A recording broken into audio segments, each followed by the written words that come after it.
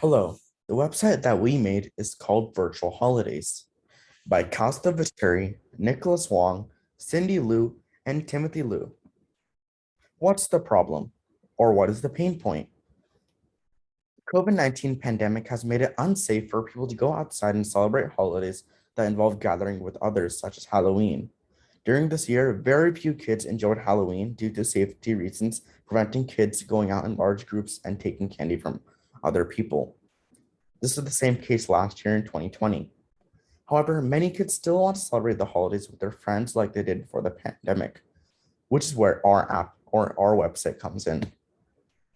What's our solution? Our solution is virtual holidays. It's a way for kids to enjoy the experience of holidays, such as trick-or-treating at Halloween, without risking exposure to dangers like COVID-19. How does it work? First, you create an account and you put it in your zip code, email, password, and username. It does verify that the email and zip code exist. Then, based on your zip code, you get a list of houses that are giving candy, sorted by local zip code, then city, then country. When you click on one of these houses, the site shifts you to a web page with a game. If you win the game, you get XP.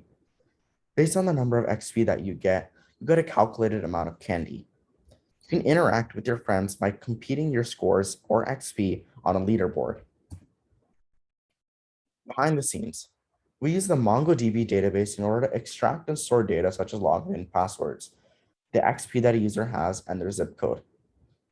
We used Python to take and store data to and from the servers. Then, using those values, they would be posted where needed on the website, like the value for XP where the XP value is shown in the web page.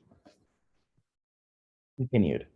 In order to publish data about other users and their locations, we have to use the Python library called pyzipcode, which tells us the location of the zip code, the state, and the city in the US.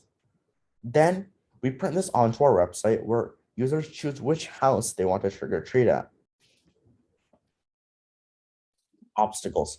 It took us nearly 3 hours to get the database configuration and connection figured out. We constantly had bugs surrounding the Python and JavaScript code. Not all the errors had a clear spot of origin, thus making the debug process exponentially difficult. We struggle from time to time with getting some games to work on HTML, and some simply just didn't work. For example, the Java games that we had built. So we had to build brand new games that could run on HTML, which was a hassle and a struggle given the time crunch. What did we learn? Well, first off, this was our very first hackathon ever, and there was a lot to learn from this. Our JavaScript and web development skills improved significantly to the point where more complex additions were able to be added. We learned how to integrate the front and back end properly, which is one of the most crucial things to building a website.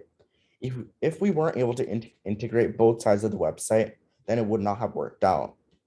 We also learned how Python libraries, Java libraries, Node.js functions, HTML, and CSS work together to create the complex project that we have currently. We also learned teamwork, brainstorming, how to coordinate meetings, and solving challenges together as a team. Thank you for listening.